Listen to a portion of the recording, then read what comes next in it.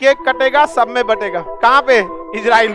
इसको कहते हैं दिमाग। बिना एक गोली चलाए वो अपने सबसे बड़े दुश्मन को पस्त कर देगा। और इजराइल को पता था कि सऊदी अरब वाले कभी भी इजराइल से नहीं लड़ सकते। इजराइल से लड़ सकता है तो बस 2 ही मुस्लिम कंट्री लड़ सकते। इसने तुर्की को शांत कर दिया, बच गए ईरान। ये होती है कूटनीति। जिस यहूदियों के पास अपना देश नहीं था, उन्होंने दुनिया का नक्शा डिसाइड कर दिया। ईरान का जितना बड़ा वैज्ञानिक होता है उसको मरवा देता है कौन? इजराइल को पता था कि आज नहीं तो कल इजराइल को पता था कि आज नहीं तो कल मिस्रवा जो है ये किसको रोकेगा? सुएज नहर को रोकेगा। युद्ध की स्थिति में रोक सकता है कि नहीं रोक सकता है? एक बार रोका भी था युद्ध की स्थिति में, तो युद्ध बंद करना पड़ा लोगों को। समझ में आ गया कि नहीं? इसलिए ये अपना एक छोटा सा समुद्री रास्ता कब्जा लिया। यहाँ पर 1967 में इजराइल ने पूरा सिनाई कब्जा कर लिया, कहा कि मेरा है। समझ में गया? और इजराइल को पता था कि सऊदी अरब वाले कभी भी इजराइल से नहीं लड़ सकते, इतनी इनके पास हैसियत ही नहीं है। इनसे इजराइल से लड़ सकता है तो बस 2 ही मुस्लिम कंट्री लड़ सकते हैं। यहाँ मतलब इसके पड़ोसी में 2 ही, एक यहाँ से मिस्र और इधर से ईरान, और ऊपर से तुर्की। ये तीनों एडवांस कंट्री हैं सब। देखिए आप कितने भी बहादुर रहेंगे, घिर जाएंगे तो गिर में तो सोचा शेर घेरा जाता है लड़ाई में, तो मायने रखता है। पाकिस्तान के बाद परमाणु बम है, इसलिए पाकिस्तान, देखिए जब परमाणु संपन्न देश हो जाते हैं ना, तो फिर लास्ट ऑप्शन परमाणु है, वो आपको शक्तिशाली और कमजोर नहीं देखता है। अब मान के चलिए को परमाणु बम अमेरिका में पटक दिया, तो आप कितनों उसको इंटरसेप्ट कर दीजिएगा तो ब्लास्ट होगा ऊपर, गिरेगा आप ही के ऊपर ना। तो परमाणु तो एक प्रदूषण है, आप जमीन पे फैलाइए चाहे हवा में फैले, मरना तो आपका फिक्स है। तो परमाणु संपन्न को हम साइड में रखते हैं, इसीलिए ना अमेरिका किसी को परमाणु बम रखने नहीं देता है। तो उसकी दुश्मनी है किससे? ईरान से। और ऊपर में तुर्की और ये लड़ाई नहीं करेंगे क्योंकि दोनों नाटो के देश। दोनों किसके देश? नाटो। इसने तुर्की को शांत कर दिया, ठीक है।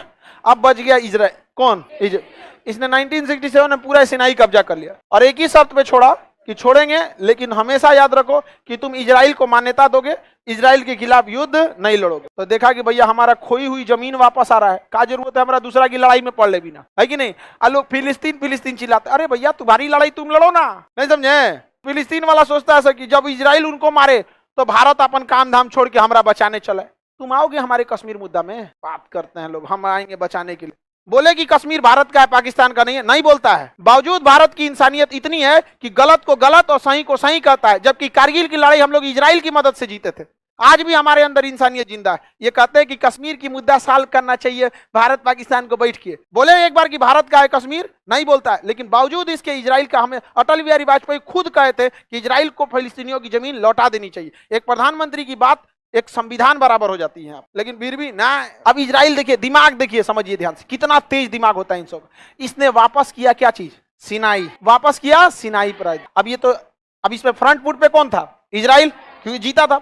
वापस करते समय उसने थोड़ा सा सिनाई का एरिया कब्जा लिया, थोड़ा सा अकाबा की खाड़ी, ज्यादा नहीं कब्जाया, 30 किलोमीटर पतला सा। अब बस इतने के वजह से वो यहाँ पे उतर सकता है। कहां पर? लाल सागर। अगर ये सुएज नहर बंद भी कर देते हैं तो इसकी जहाजें यहां से चली जाएंगी इजराइल, और इजराइल से चली जाएंगी भूमध्य सागर। समझ में आ गया? ये होती है कूटनीति। जिस यहूदियों के पास अपना देश नहीं था, उन्होंने दुनिया का नक्शा डिसाइड कर दिया। ये होता है बाउंस बैक करना, ये होता है अपने आप को, अपनी देश के लिए लड़ाई लड़ना। यहाँ पर कितना खतरनाक दिमाग लगा। अच्छा, अकलेल बकलेल रहता तो कहता ठीक है, हम तुम्हारा सिनाई वापस देते हैं, तुम हमारे से युद्ध मत लड़ना, आइए ले जाओ। यहाँ पे हो गया रहता, खत्म हो गया रहता कि नहीं?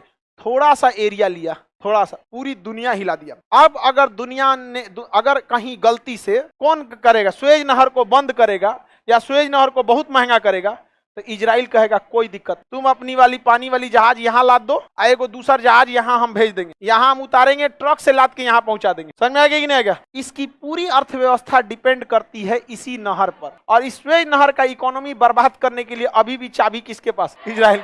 कहेगा 5,000 छोड़ो ना, हमारा एक कंटेनर पे 1 करोड़ तुम दे रहे हो ना, एक जहाज को जाने का, हमको 1 करोड़ नहीं चाहिए, तुम 10 लाख दो, यहाँ जहाज ला दो, हम ट्रक से यहाँ पहुंचवा देंगे। तो उसको तो भैया something is better than nothing. अभी उसको सुएज नहर से कुछ नहीं आ रहा है, फ्यूचर में आ जाएगी नहीं। 2 साल बस ऐसा करेगा ना तो इसकी इकोनॉमी गिर जाएगी, 2 साल में इकोनॉमी गिरा देगा।